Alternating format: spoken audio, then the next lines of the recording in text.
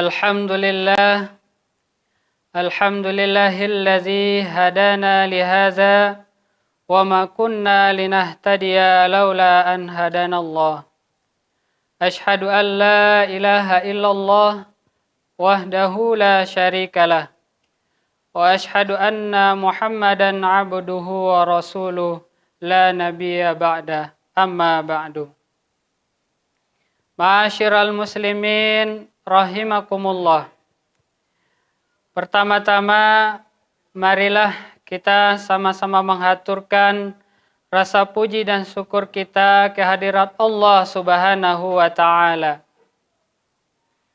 Karena berkat limpahan rahmat dan nikmat Allah lah kita masih diberikan kesempatan, kita masih diberikan kekuatan, kita masih diberikan kesehatan untuk bisa kembali hadir di masjid ini dalam rangka melaksanakan rutinitas malam kita pada malam-malam di bulan Ramadan, yaitu untuk melaksanakan sholat tarawih secara berjamaah. Dan alhamdulillah sudah kita dahului tadi dengan melaksanakan sholat isya secara berjamaah. Selawat beserta salam tidak lupa kita haturkan kehadirat baginda Rasulullah Sallallahu Alaihi Wasallam, karena berkat perjuangan beliaulah kita bisa merasakan manisnya iman dan manisnya Islam pada saat sekarang ini. Bapak-bapak, ibu-ibu sidang jamaah tarawih yang dirahmati oleh Allah Subhanahu wa taala, para hadirin asatidz wal asatizah yang saya hormati, izinkan saya pada kesempatan kali ini untuk menyampaikan beberapa buah kata. Bukan maksud menggurui ataupun menceramahi, hanya sebagai pengingat diri pribadi dan mengingatkan kaum muslimin pada umumnya. Ma'asyiral muslimin rahimakumullah. Kita sama-sama berharap di bulan Ramadan ini, semoga Ramadan ini adalah Ramadan terbaik dalam hidup kita. Karena setiap kali kita bertemu dengan bulan Ramadan di dalam kehidupan kita, maka marilah kita jadikan Ramadan itu selayaknya Ramadan terakhir dalam hidup kita. Karena apa? Karena tidak ada yang bisa menjamin apakah kita akan bisa bertemu kembali dengan Ramadan di tahun yang akan datang.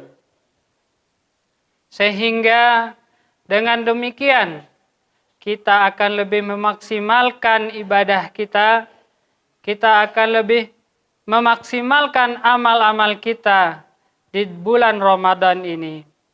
Sehingga kita bisa mendapatkan ataupun mencapai derajat yang dijanjikan oleh Allah Subhanahu wa taala bagi orang-orang yang melaksanakan puasa di bulan Ramadan, yaitu la'allakum tattaqun, agar kamu menjadi orang-orang yang bertakwa.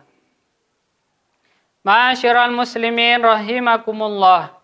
Semoga kita menjadi insan-insan yang benar-benar bertakwa kepada Allah Subhanahu wa taala.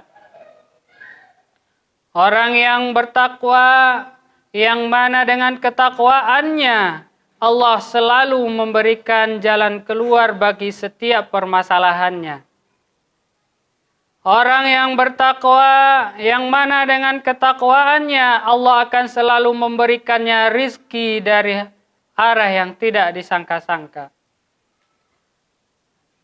Orang yang bertakwa, yang Allah selalu mengampuni setiap segala kesalahan dan dosa-dosanya. Amin, amin ya rabbal alamin. Ma'asyiral muslimin rahimakumullah. Yang ingin saya sampaikan di sini adalah sedikit mengupas tentang hadis yang keempat dari hadis Arba'in. Hadis ini adalah termasuk hadis yang agak sedikit panjang, yang mana pada permulaan hadis ini diawali dengan tahapan-tahapan penciptaan manusia. Kemudian diakhiri dengan penentuan takdir atau akhir dari perjalanan hidup seorang hamba. Yang mana bunyinya di hadis sebagian akhir itu adalah Fawallahillazi la ilaha illa ghairuh inna ahadakum la ya'malu bi'amali ahlil jannah hatta ma yakunu bainahu wa bainaha illa zira'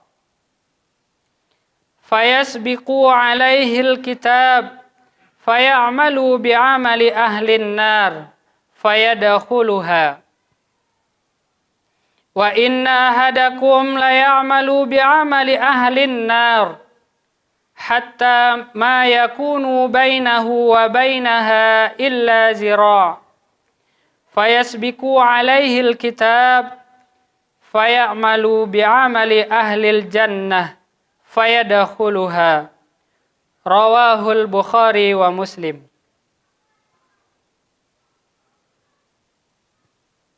Artinya, demi Allah, ya zat yang tiada Tuhan selain Dia, sesungguhnya ada di antara kalian yang melakukan perbuatan-perbuatan penghuni surga, sehingga jarak antara dia dengan surga hanya sehasta. Di sini digambarkan sehasta itu dari siku sampai ke ujung jari. Namun suratan takdirnya sudah ditetapkan, lalu ia melakukan perbuatan penghuni neraka, maka ia pun masuk neraka. Ada juga yang melakukan perbuatan-perbuatan penghuni neraka, hingga jarak antara dia dan neraka hanya sehasta. Namun suratan takdirnya sudah ditetapkan, lalu ia melakukan perbuatan penghuni surga, maka ia pun masuk surga. Hadis riwayat Bukhari dan Muslim. Ma'asyiral muslimin rahimakumullah. Kalau kita memahami hadis ini secara tekstual, mungkin barangkali di antara kita akan ada yang heran ataupun khawatir. Masa iya ada orang yang sudah beramal dengan amalan-amalan yang baik? Ada yang orang yang sudah beribadah dengan baik, kemudian ternyata dia masuk neraka. Lalu bagaimana dengan balasan Allah Subhanahu wa Ta'ala terhadap setiap perbuatan yang baik? Akan dibalas dengan kebaikan pula. Nah, ternyata di dalam hadis ini yang dimaksud adalah orang yang beramal dengan amalan ahli surga, ataupun orang yang beribadah dengan baik, banyak beramal, ternyata yang dia lakukan itu hanyalah zahirnya saja.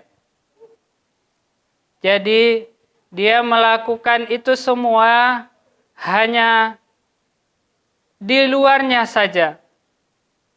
Tetapi di dalam hatinya tidaklah demikian.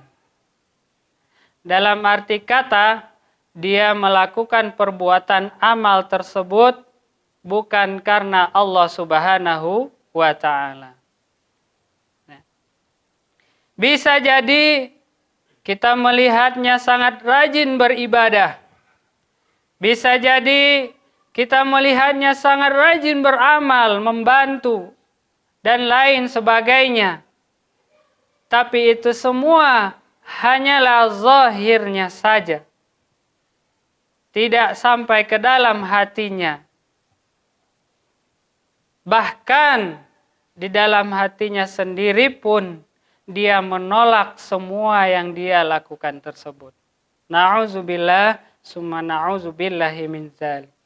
Nah, maka orang seperti inilah yang dikatakan sesungguhnya dia beramal dengan amalan ahli surga, tetapi takdir mendahuluinya sehingga dia beramal dengan amalan ahli neraka, kemudian dia masuk ke dalam neraka. Begitupun sebaliknya, ada orang yang melakukan perbuatan-perbuatan ahli neraka. Mungkin dia beramalnya dengan amalan ahli neraka. Kita melihatnya dia selalu melakukan perbuatan yang jelek. Beribadahnya juga jelek. Tetapi ternyata hatinya tulus lillahi ta'ala. Bukankah sudah sampai kepada kita kisah-kisah, cerita-cerita yang sudah disampaikan oleh ustadz dan guru-guru kita tentang taubatnya orang-orang yang melakukan perbuatan dosa. Taubatnya diterima oleh Allah Subhanahu wa Ta'ala, sehingga mereka beramal dengan amalan ahli surga dan mereka pun masuk ke dalam surga. Ma'asyiral muslimin rahimakumullah. Jadi dari hadis ini bisa kita ambil pelajaran bahwasanya setiap amal perbuatan manusia itu ditentukan dengan akhir amal perbuatannya. Maka dari itu, marilah kita selalu istaqim, selalu beristiqomah dari awal hingga akhir hayat kita. Semoga kita diwafatkan oleh Allah Subhanahu wa Ta'ala dalam keadaan husnul khatimah. Barakallahu fikum. Afwan, mungkin hanya itu yang bisa saya sampaikan. Mohon maaf jika ada kesalahan dan kekurangan, dan terima kasih atas segala perhatian. Billahi taufiq wal hidayah. Assalamualaikum warahmatullahi wabarakatuh.